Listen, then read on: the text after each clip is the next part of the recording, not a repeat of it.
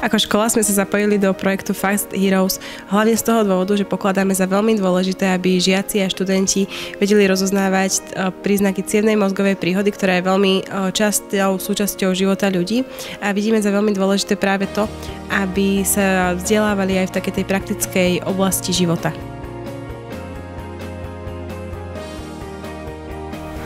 No tak vďaka projektu Fast Heroes som sa naučil, ako rozpoznať príznaky cievnej mozgovej príhody. Príznakmi sú poklesnutá strana tváre, ochabnuté končetiny a nezmyselná reč.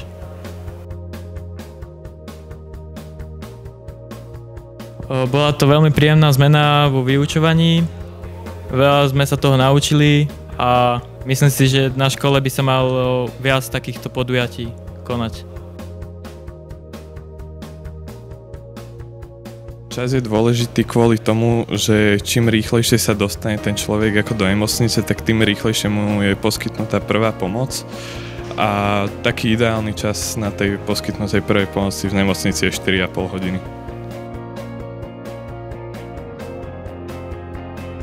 Je dôležité zavolať záchranku, neísť do nemocnice, lebo nie každá nemocnica je vybavená prístrojmi na záchranu cievnej mozgovej príhody. Obezita, zlá životospráva, alkohol, fajčenie, cholesterol a krvný tlak vysoký. Much medical training, I'm an engineer, but I would first of all have a quick look and see if there's any problems, any imminent danger. Have they been electrocuted? Have they had a stroke or a heart attack? And then I would try and call for help.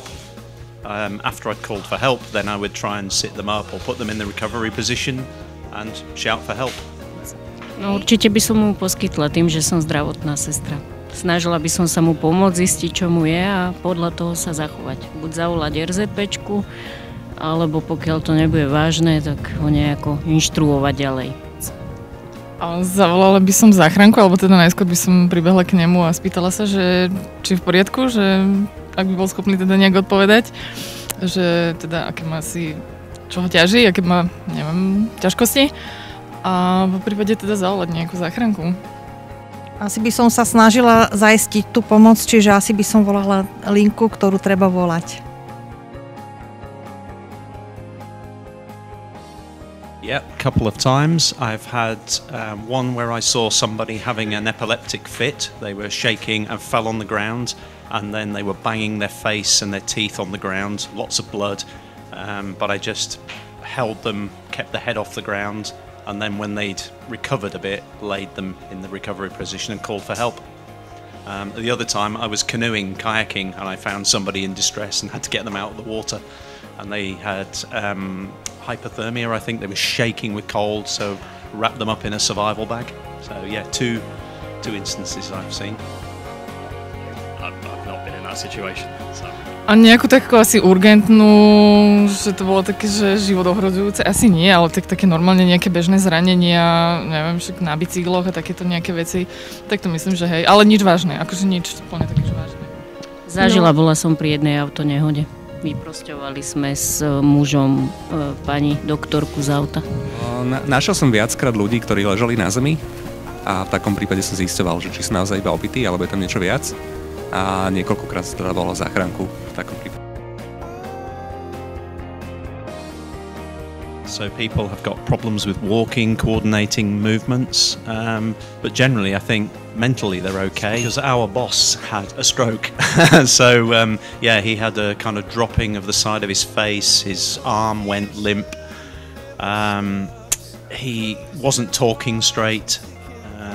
It wasn't a particularly serious stroke, but we did have to call for medical assistance and an ambulance. But yeah, and he didn't come back to work. A teda asi, ak má nejakú takúto príhodu, viem, že on nevie nejak úplne ovládať svoje pohyby. No, myslím, keď niekomu ovisne polovica tváre, zle artikuluje a tá polovica tela je taká ako keby ochrnutá. No, keby mal cievnu mozgovú príhodu, tak určite by som volala záchranku.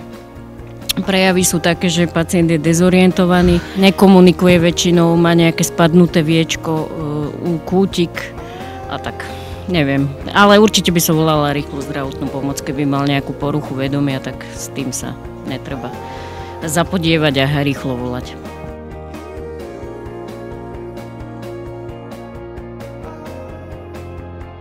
Pretože je to veľmi zaujímavá súťaž, kde sa môžu decká naučiť niečo nové, ako môžu niekomu pomôcť v ťažkej situácii, zachrániť život a myslím si, že je to veľmi prospešné pre tie decká. Vidia tam rôzne modelové situácie a ako ťažko reagovať pod stresom a pod tlakom, takže myslím si, že je to veľmi veľký prínos pre tie decká, ktoré sa zúčastnia tejto súťaže.